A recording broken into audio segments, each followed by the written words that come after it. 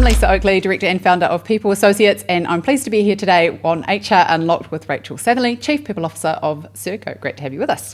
Thanks for having me, Lisa. It's awesome to be here. Rachael is the Chief People Officer at Serko, drawing on 2 decades of international experience to help navigate the complexities of scaling in the tech sector. Her perspective on global growth was shaped by the lived reality of scaling teams, first in London publishing, followed by a 16-year journey with Expedia Group. During her time with Expedia, Rachael was on the ground through periods of hypergrowth across Europe, the Middle East and the United States, opening and scaling offices in major global hubs, provided a front row seat into the messy realities of local regulations, headcount hurdles, and the constant challenge of maintaining a unified culture across vastly different geographies. Really excited to hear all about that and more today. But tell us, what are you working on at the moment? To be honest, Lisa, just that. I mean, I've been at Serko, we'll talk a little bit about what we're doing, but I've been at Serko for 5 years, and as an organisation we've been growing, and recently we've been expanding into India, and a big focus for us is the US. So growing the teams there has actually been a big focus for us, and it's pretty exciting. Great to see a New Zealand business on the world stage. Yes, yeah. Okay. Yes. What sort of things have you uncovered in your journey doing that? Well, look, should I give you a bit of context about So Serko, I don't know how many people know about Serko. So we are a business travel technology company. And so we partner with some of the biggest organizations in the world, places like Booking.com, where we provide business travel technology to those organizations. So you're an employee, you go on, you have to book travel. There's all the issues and the changes and the kind of disruptions that you have in travel. And so our technology actually manages that. So we provide sort of this frictionless travel. And Serko was, up until about 5 years ago, was around about 200 folks, predominantly in New Zealand. We're about 80% domiciled in New Zealand. And over that time, we've been looking at different relationships, different partnerships, and that expansion. So, I don't know, I've forgotten the question. You can That's great context, though. Thank you so much. Yeah. What is happening at the moment as part of this transformation and change and expansion? What are you seeing? What are you experiencing? Yeah, so what it's meant, as I mentioned, is that we've gone from 80% of our team in New Zealand. And so the couple of big things that's been happening is we just opened a GCS in India. So that's a Global Capability Centre. And we've gone from 0 to 113 people. And what that's meant is a couple of things. It's meant some changes for our teams on the ground. We're having to think about how do we operate going from a New Zealand-based company to a wider team. So a big focus for us is how do we create a network of hubs that work together as a network independently, have autonomy on the ground, but that we're able to create a common culture. So that's what we're seeing at the moment and some of the challenges of that. And the other thing that we're doing and what we're seeing is we're actually expanding into the US, right? And so it's Totally different market, and state by state, totally different market. And when you're going into these other markets, right, you have to consider the context of those markets, attracting talent in those markets. So for us, it's really been about thinking about, especially for technology, how does that local regulation change?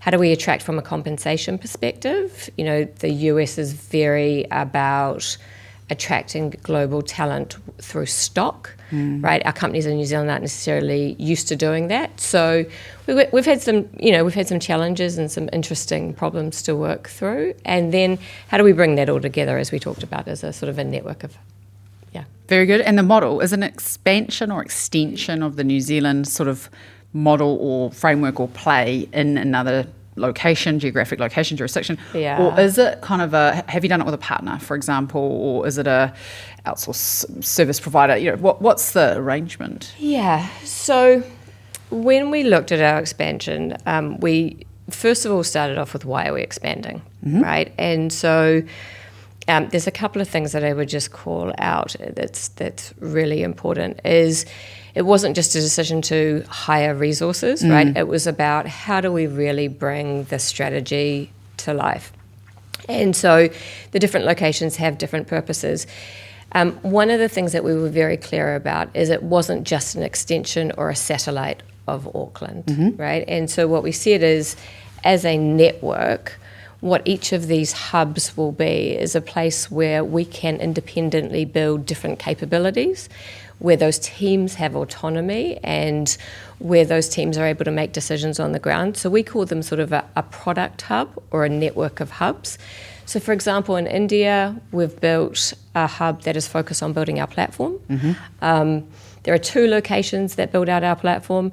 In the US, we're building out our Serko AI beta, which is very exciting. And we also have a lot of our customer service out of the US. So each of the locations have very clear capability purposes. What that means is a couple of things. It means that they need to have autonomy to be able to make decisions, but they also need to have local leadership. So we've been really thinking about how do all those teams connect together. Yeah. And what are you seeing in terms of leadership habits or styles and approaches that vary dramatically across different cultures? Yeah, that's a great question. So if you look at the New Zealand style of leadership versus a US style of leadership, say, versus an India style of leadership, they are similar but varied, right? And often where we see similarities are in passion, hunger, experience building a product, or similarity or experience in building like a travel product. Where it varies is a lot around how decisions get made, whether teams are very hierarchical versus flat. The other place that we see pretty significant differences is in conflict management. So we tend to see our New Zealand leaders actually be slightly more conflict averse, more gentle going into conversations, where our US leaders will be very direct and forthright, and our India colleagues are somewhere in between. And so one of the things that we've been working on is actually our common leadership principles. What does it mean to show up as a leader for Serko in the context in which we're operating? And sort of bringing all of those different leadership styles or philosophies together under one roof. We engaged, I don't know if you've heard of a company called Finding Mastery. They are based out of the US, but they work with high-performance sports teams and or Microsoft is another example. And so we've been working with them to look at how do you build that commonality, that common language across the board. The best of the best. Taking the best of that, yeah, exactly. Exactly. So similar in motivation, drive, hunger, energy, maybe even subject matter expertise around tech, and then just the differences in application, how that plays out with the decision making, I think is interesting, conflict is interesting, and also probably just the hierarchy and role that the leader plays. Yeah, we one of the things, if you look at India as an example, and I think as you go global, you have to be very aware of these cultural nuances and cultural differences. So when we've gone into India, and this is from previous experience when I was with Expedia as well, what you see in India is, and China actually is another example, people tend to not speak up. So naturally they will defer to their leader in a meeting. One of our core principles at Serko is boldly go beyond. So in New Zealand teams we've said, speak up, give your ideas. So when going into these other geographies that have a different cultural nuance to it, we've actually had to be very explicit with our teams. We want you to give ideas. We want you to debate and discuss. And state that overtly, And state that overtly, and then reinforce that with the right behaviours. Provide that psychological safety. It takes time, though, and I think the best way to do that is to start by growing the team small, reinforcing that behaviour, and then positive rewarding that behaviour, and then being able to grow that over time. Yeah. Is there an element of, if you're leading cross-culturally or in these multiple geographies, you really need to be present in the you have to see it and feel it and experience it and hear it, right? Is that... Yeah. I mean, one of the principles that we stick to is having local leadership. Yes. So, some folks agree or disagree with that. What I have found going into different countries is where you have an individual who, say, has a leader, and that leader is dealing with multiple geographies or multiple time zones, multiple cultures, it's more difficult for them to put themselves in that seat, right? So if you think about traveling, just the practicalities of it, right? Just going to 24 hours a day. Turning up for work at 9 a.m. or 8 a.m. in India is a 2.5 hour drive. Yes. Right. Yeah. And so we like to have that local leadership on the ground, but we also get really, really curious about the cultural nuances. So one of the things that we've done from a cultural perspective is we have this 80-20 rule about building a culture. And so 80% is sort of this global way of operating, and 20% is about local nuances. Mm-hmm. And so some autonomy, there's some discretion. There's some flexibility in that to allow for the culture. I think what's that Brené Brown saying, which is what is the opposite of belonging? And it's fitting in, right? Where you look square peg round hole. Exactly. But it works. Make it work. Exactly. Belonging is more comprehensive than that. Yeah. And then look, we have an approach where we have somebody on the ground in these different locations traveling. So there's bi-directional travel every other month or every month, right? Not to visit the teams and just do a presentation, but to also understand what is it like to operate there, and to be able to really think about, okay, well, what are the differences, what are the nuances? And that's a bi-directional communication. Mm-hmm. What works, what doesn't work, getting similar ways of working. The things that you've observed on the ground in other locations that you think to yourself, wow, New Zealand really needs to learn from this. We should be doing it this way. You sort of gave the example with American leadership style or communication can be a little bit more direct, not stereotyping, but I've had similar experiences. I did a mediation recently with a chap who just didn't know, straight out of Silicon Valley, that his style was quite direct. Yeah. But sort of, are there sort of things that you've been able to pick up along the way you think we should bring back? Bring back to New Zealand. So I think it's bi-directional, right? Yes, so the thing I think about New Zealand that's incredible is we also have this, I think the Māori culture also plays a big role in sort of how we engage in a leadership perspective, and I think the world's got some opportunities to learn from that, which I think is incredible. I think if you look at the tech sector specifically in the product space, the US is definitely more mature in the sort of growing and developing products and then scaling those products. Okay. So the experience from a leadership perspective that I think we have the opportunity to go and learn from is how do we take our businesses, especially our small scaling businesses that want to grow out, how does that translate from small to medium to what does that mean from a difference in scaling? How do you create that container for scale? So I think that's an important opportunity. It's a great opportunity. For That's us a fantastic insight sort and of observation. Learn from. I think the other piece in India is the flexibility around cultural nuances.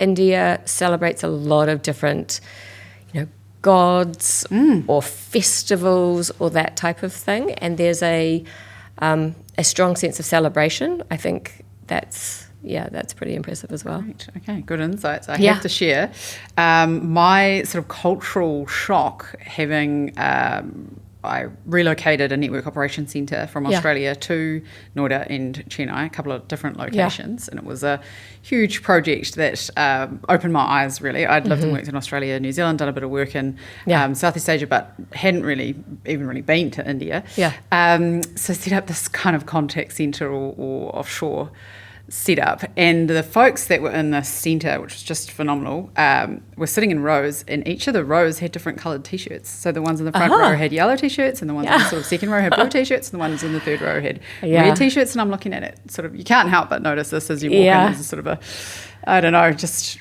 Kiwi that doesn't nuance. Sort of thinking, this is all a bit unusual.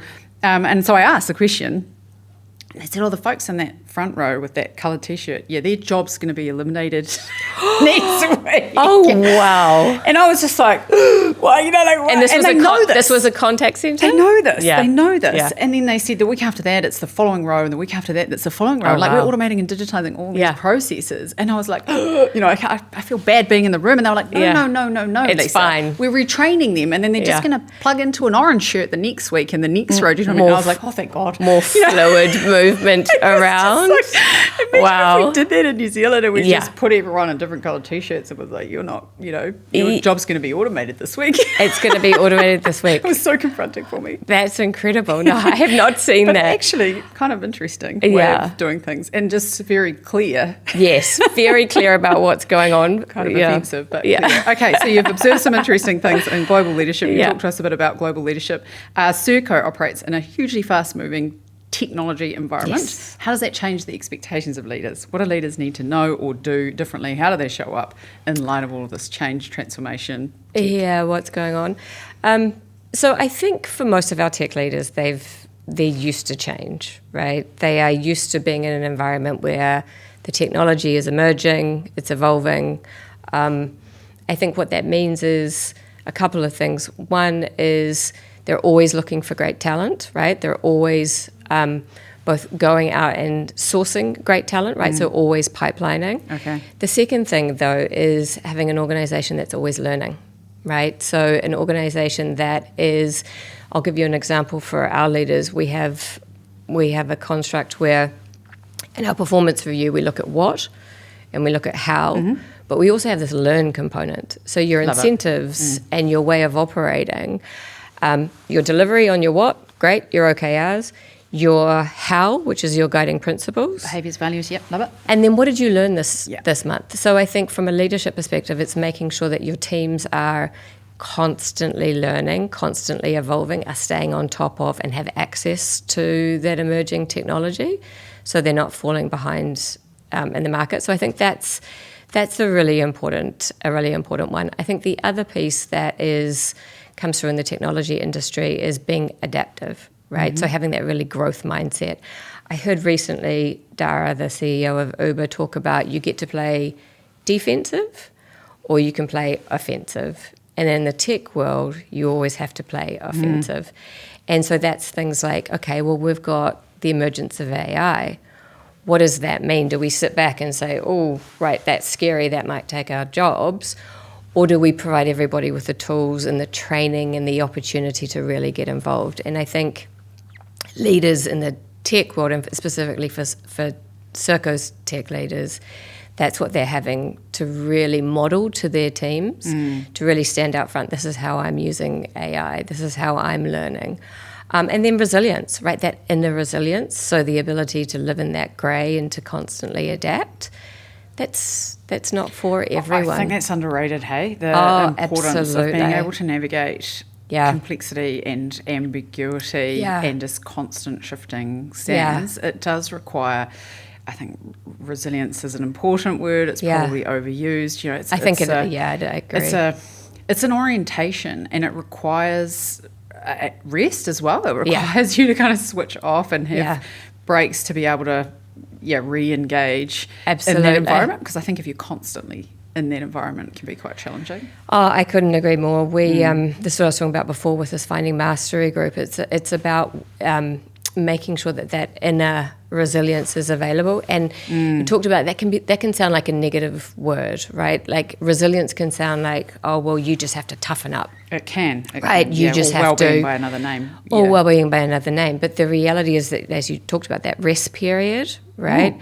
That growth mindset, that rest period, that understanding about, those peaks, and that you've got to have those moments of downtime, and then being able to navigate through the different horizons and know that with a growth mindset that you're going to find your way through it. Right, and so that's what we really focus on. Yeah, there is light at the end of the tunnel. It's just how we get there, and we might plan a particular route, and then we get redirected over here, and end up going a different way. But that's okay, and just that whole navigating ambiguity. I think tech leaders love that. Tech leaders are good at it, hey? Right, and how are you trained to be like that? Is it just is it in your DNA? Is it in your makeup? This is a funny one. I call tech people creative anarchists, right? Yes. And it's a positive. That's a positive. So they like to break things down, rebuild them. They're constantly questioning the status quo. What's next? You know, we have a boldly go beyond. I think I mentioned before. You know, a guiding principle, and so I do think it's partly DNA. It's critical thinking. It's problem solving. It's a passion and hunger for doing things differently. So and at pace, eh? And I think you have to hire for that, right? That's critically important when you're hiring. Well, we could do a whole podcast series on resilience and well-being. And I think you mentioned before sort of Indigenous approaches. I think there's something to be said for sort of emotional, physical, spiritual, intellectual, you know, almost like te whare tapawha type health models that help us develop strength, whether you want to call it resilience or otherwise. And everybody's different, right? There's no blueprint that's going to work for Lisa or that's going to work for Rachel.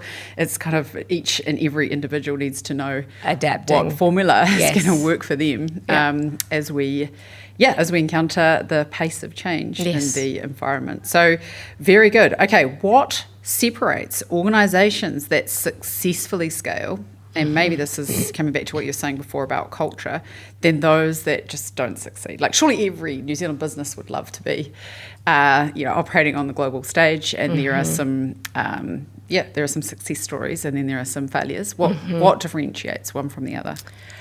It's a great question. I think, you know, when I look at the successful global expansion, right? I think there's a question in my mind: are you taking a New Zealand company to a global market, or are you sort of letting the world in that market sort of impact and evolve your organisation? And I think there's a couple of things that I have found which are sort of absolutely required in regard to that global expansion. One is having a really clear why, right? So not just this isn't a resourcing strategy. It's not just we want to get more clients and the customer. Is this really aligned to our business strategy? And I think a couple of sort of shortcuts to that I often look at are one, can it be written down in one or two sentences, and is it really, really clear? Does it give really strong direction? The other piece with global expansion is, can you say it to your team and they get it, they understand it? Elevator pitch test. The elevator pitch test. Because what you see often is sort of, we'll go into the US because that's a big market, or we will hire in China just as a resource decision, but that isn't a really, really, really solid why. It doesn't sort of transcend either particular leaders, or it doesn't transcend the difficulty of getting into that market. So I think having a really, really, really solid why. The thing I mentioned before, which I think is incredibly important, is local leadership.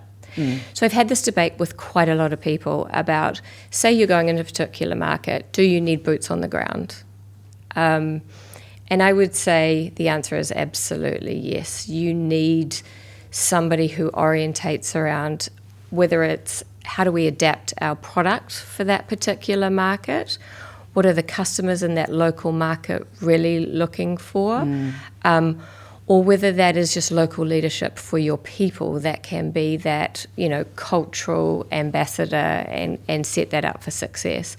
I think that's really, really critical. And then this 80-20 rule that we have, which is, you know, you've got to adapt your culture. You can't just assume that there is one way of operating. So I think those are critical. The other thing that I would say, which is quite a long answer to your question, is you've got to get at the data, right? So one of the things that I have seen is, okay, I've had a lot of leaders come to me and say, okay, we need to hire designers against the business strategy, and we're going to go to San Fran.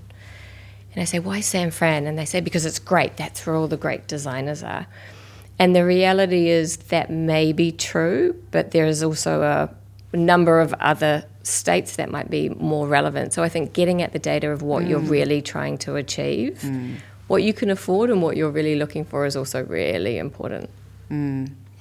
I'm reflecting on what you're saying and the importance of local leadership to be eyes and ears and boots. And your cultural ambassador. Your cultural ambassador for your people, for your customers, sort of sensing, feeling almost what's happening. And I'm imagining that the same is probably true in reverse, that businesses operating in New Zealand but who have a sort of a home base offshore could heed some of that advice. I've worked really closely with the Chinese businesses in New Zealand, and they really value and appreciate generalist human resource support from a local for a range of reasons. Absolutely. I hear the grapevine, all the jungle drums in that network work hard and fast, and so anything sort of confidential I've been brought in to deal with in a number of organisations. And I had the privilege of working with an Israeli business in New Zealand, and wow, what a cultural experience so different. That was. Talking about more of a direct style. Very direct. And you sort of had to match that level of directness or you would just get left behind. And I think that organisation learned really quickly that the hearts and minds of their workforce needed to kind of tap into an intermediary, a translator. And so they appointed a kind of a local GM. And so, there's opportunities to learn from different cultures, different styles, different ways of working. And yes, we may all speak the same language, but that's different. I'll give you an example. So Serko, we went into India, right? We had a local leader who was there, and we kind of got ahead of ourselves a little bit. We were, trajectorying towards hiring the right number of folks. And we said, okay, well, he wanted to relocate back to the US, right? So we said, okay, fine. Within 3 or 4 months, what we started to just see is just these cracks, right? These cracks where communication would go a little awry, or and so, we even broke our own rule. We've subsequently appointed a site leader, right, who is local on the ground and who translates with him, but not having somebody on the ground. Now, that's whether it's, dealing with performance issues, it could be that. It can be standing up in the company meeting and being a translation layer. It's the translation of the strategy, right? And so that's really important. We're seeing that in China, where a local leader relocated to New Zealand. Now we need to put a local leader back in China. So just really critical. You see it within months, the cracks start to appear. Yeah, and I think you can achieve global mobility. I think the Big Four would say it's absolutely achievable. And I looked after talent management for sales at New Zealand, and it was really great to go to Singapore every year and do the pack and the slide deck and all the profiles and hear all of our really capable executives. And they are mobile and can go anywhere. And Air New Zealand do a great job of that. But the investment required in each and every single one of those individuals to make sure that they were fit and ready for whatever their experience was on the ground, or, decent bench to IC gigs available for people to kind of earn their stripes in that environment and then progress through is super important. I think that's a great example. But that internal mobility is just such a opportunity and a reinforcement. I know that when I was at Expedia, I got moved from the UK to the US to New Zealand, right? And it just provides you with that opportunity to go and see other markets. You can also means there's a translation layer of sharing information, right? So cross-pollination. Cross-pollination, so I think that's a great setup as well. You can have New Zealand leaders go to another location. The learning curve is quite steep, right? Because they've got to get familiar with the, local laws, or, can they turn up at the, the local governance office to, sign papers and whatnot. But I think it's a great opportunity. Just as well. Making sure I fully understand what you're saying. You're not saying exclusive local leadership. You're saying just make sure that there is somebody there that is local, and then, the makeup, the configuration of your workforce can be diverse, and there can be mobility in the mix, global talent in the mix. Absolutely, there can be. But what I would advocate for is local leadership, especially in countries like India or the US, or the Western countries I think are a little bit easier. But from dealing with issues on the ground, I think local leadership is is a much faster, better model, to be honest. Very good. Okay. How do you develop leaders when the business is changing faster than capability can be built? It's a great question. I think you have to think about it in multiple ways, right? I think you do have to, there are some instances where augmentation, right? So you will have a set of capabilities and there may be gaps, right? And you can't develop that capability soon enough or fast enough. I have this philosophy, which is everybody deserves a great leader. And in some instances, what you do need to do is bring in leaders who have seen that playbook before, been through that experience, fallen down, and can lead their team through developing certain capabilities or skills. An example of that for us was building platforms, right? So we brought in somebody from Uber who had built, big platforms. And then, so that's one model, right? And then the other model, which is developing internal talent into those roles, we have an always-on review of our talent and then identifying where are their gaps. I think that the augmentation of bringing in leaders who have done it before, who can then teach and grow those people, is incredibly important. And then, I think the investment really needs to be done in regards to whether it's getting them experience by formal training, right? So that's one option. The coaching from the CE or core executive, or, as you mentioned, you can go offshore, right, and get it from somewhere else. It's taking me back to the 70-20-10, which is so cliche, but so true, that you can have these 70% on-the-job experiences. Yeah. I think sometimes the missing link is the 20% piece, which is mentoring over time, and this has no doubt changed. I'm not up to date with the latest research, but women, in my understanding, have had developmental experiences through relationships, and so being able to soundboard or get mentoring or coaching, access that is really valuable, I think, even just as a reflection tool. So there's that. And then you're right, there's still a place for formal training. I think it's changed. I think the delivery is different now. It's such a small part of the equation. Well, and I think about, if you did a degree today, would it be relevant tomorrow, kind of thing. That doesn't mean you wouldn't do the degree, but how do you maintain this currency, and how do we consume knowledge, podcasts, walking your dog, driving your car, rather than necessarily a full day course or even a conference. I don't know about you, but I find it hard to get to a whole day course or a whole day conference. Yeah, we, so I agree. All of our leaders have transition coaches. So when we transition somebody into a leadership role, we make sure we have transition coaches. And for our most senior, we ensure we have mentors. So, so I think that's a great call out. I think for AI is a really great example of how do you transition leaders and capability within the business. And one of the things that we've done is spent a lot of time building these learning pathways in the flow of work. Okay. So you sort of talk about in the flow of work, right? That 70%, how do I do it? And bringing in coaches on a weekly basis, right, to be able to deal with their use cases. I think that's incredibly important as well. And so you have a use case, you're building your AI capability, you don't really know where to go. Great, I've got this coach who's coming in this week that can talk to me about my use case and give me some insights. Then I go away and try, apply it, come back with the learning. We have a very strong experimentation culture, so we're always on experimentation. Iterate, Iterate, test, iterate again. A lot of our experimentation doesn't necessarily show up positive results. Well, there's still learning in that. I think all of those are excellent initiatives. I sort of think about it in terms of scaffolding a leader to be successful. In contrast, I've been into environments where the leader is on their own, they're isolated, and particularly in a remote geographic location, that is real hard work, and even to the point where some leaders might ask for executive coaching, development and support, and it's like, well, do we need to do that? That's a nice to have. I think these days it's a need to have. Yeah, I don't know about you.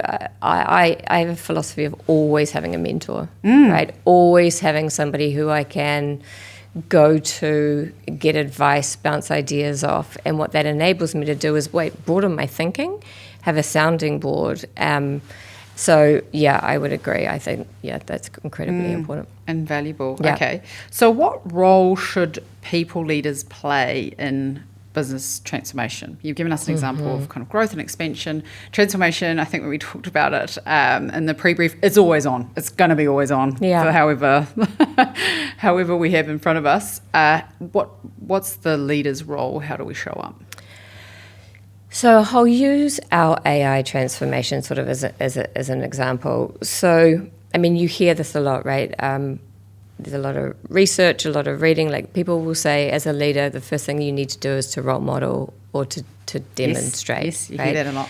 So I think we have to be sort of, as leaders, we have to be clear about what journey that we are going on. I think leaders have to be able to or need to role model. You can't just go out to employees and say, hey, you know what, there's this new AI capability and I want you to go out and learn it. You have to demonstrate how you're using it, how you're getting involved with it. What does that look like? You have to be vulnerable, right? So you have to talk about what's working, what's not working well. Owning your mistakes. You're going to get it wrong, right? Owning your mistakes and talking about that, right? So I think that's the first thing is clarity. Clarity on what's your position, clarity on how you're showing up in regard to leaning into that transition. I think the other thing with leaders is you do have to step into those conversations, those difficult conversations, and be willing to have a two-way dialogue, right? When you're going through a change curve, there's going to be people on one end who are really pushing forward, right? Very excited about the change, very far ahead. Early adopters. You've got the people on the other end of the rope who are pulling in a different direction, and you've got the large percentage of people who are in the middle waiting to see. And so I think as a leader, it's making sure that you're engaging with conversations with, different types of conversations with all of those members on your team. What are you seeing that you're concerned about or you may not position it like this, but a little bit resistant to? Like what's coming up for you? What are you noticing? And for those people in the middle, how are you encouraging them through showing? So I think that leaders are there to make it clear on the direction, show vulnerability and step into that, show, don't tell, right? And then provide like a really clear roadmap around, sort of a wraparound so that it's safe for people to test and learn. What I love about what you just said is that leaders' role or responsibility is to kind of meet people where they're at. Exactly. It's very human and it's very difficult. You can sort of tell people show up differently, do this differently, or here's how we're adapting the XYZ thing. People don't really care. They just want to be heard and feel like they have a place and that their contribution is valued and understood. So I like some of those questions, which are really, what's coming up for you? How do we make this easier for you? What do you need to succeed? Those sorts of questions I think are going to help harness the middle, especially because the middle is sometimes the hardest group of folks to moving the middle. What we do a lot of is asking people and listening, right? So now you can use tools to do that through surveying. We do a quarterly survey. So, for example, in the AI space, we have some really clear questions around how easy is it for you to access tools, right? How much are you encouraged to step into that space? What's difficult or positive about that for you? Do you feel that you get the support? And so we mine for where are those issues or those areas for those leaders that they can support their teams on. But we give the leaders that information. So each leader has information about where their team is at. Obviously, it's confidential, right? They don't get the individual rate assessment. But so I think giving leaders a really good handle on where their teams are at and what they need is also very important. That two-way dialogue. Yeah, I was just going to say that's engagement, at the heart. Exactly. It's two-way. Exactly, but in the flow of work. Yes. Not off to the side that's or a separate once thing that's a abstract. year that's abstract, where you're just, creating these action plans once a year. It's in the flow of work. What's working in the flow of work and how do we adjust for you so that you can pick that up and run with it? Some good stuff there. Hey, you've got a saying, if I get this right, go slow to go fast. then hold the course. Tell me about and this. global expansion. Yes. Yeah, just absolutely. in general, what does it go slow to go fast? How's that showing up for you? Well, I think when it's that came from in the flow of sort of global expansion. So, look, one thing I've seen is okay, great. We've got this new hub that we're creating. People get very excited about it, and they get excited about what is the opportunity that team might be able to create, or it could be an experiment. Like what is that problem we're trying to solve? And okay, great. We've got a sort of a solution to be able to create. The problem if you go too fast and say, for example, hiring, you just bring in more and more and more people, the foundations of that can be a little wobbly. Get a bit shaky, get a bit Ways lost. of working can get a bit lost. Or the flip side of that is, say you've got a problem that you're trying to solve and the scope of that problem is very large, right? You're trying to sort of solve everything at once. Both of these scenarios is that if you can scope it down to the smallest sort of problem, go really slow, get the foundations solid, and then accelerate like a J curve, that allows you to scale. Like that's, in my mind, that's the golden scaling, because you've got the foundations solid, the ripple effect of those foundations as you build, whether it's teams or as you build on that problem, can be solved more quickly. So we use that approach in product as well, right? So you might solve the smallest part of a problem for your customer, and then you build into the complexity. So you go slow, you start with dealing with that very small problem, and then you build from there. So it allows you to scale, go faster, more rapid, but you start slow. I can see that principle or idea, if you like, could be applicable into so many areas of work and life. Yeah. And sometimes you just got to pause or reflect or make sure that you've got the plan or the blueprint or the framework right, and then you can kick it into gear or speed it up a notch. Exactly. But if you don't start slow and you just develop, right, then you have to go back and deal with the problems. So one of the things that I've seen where you accelerate too quickly or you hire too quickly in a local is the employment relations issues after 6 months just start showing up. In Expedia, when we opened the India office, we started with one first leadership hire, and then we hired 2 people every month after that. And it was a very deliberate and conscious approach. And I think now it's the second biggest hub Expedia has globally. Very good. Yeah. Only because I love the idea of employment relations. It's your topic, finish right? on that. It is my topic of choice. Thoughts, ideas, how do we do this well or better? Oh, is this? Not necessarily war stories or, skeletons in the closet, nothing confidential, nothing commercially sensitive. But if you've got some ideas about how leaders, HR professionals, can sort of solve problems when it comes to conflict and employment in unique or different ways. Yeah. Any so tips? my international experience had me sort of orientate around different philosophies on this. So I remember my boss in the US when I first moved to the US saying to me, it's an employment, it's an at-will environment, right? Like those leaders can just fire somebody. And I said, no, I get it. But the reality is those left behind are also watching how those people are being treated. So I think that there's a sort of this philosophy that you have to take in all employment relations situations, right? Which is, it's a couple of things. One is nothing should ever come as a surprise, right?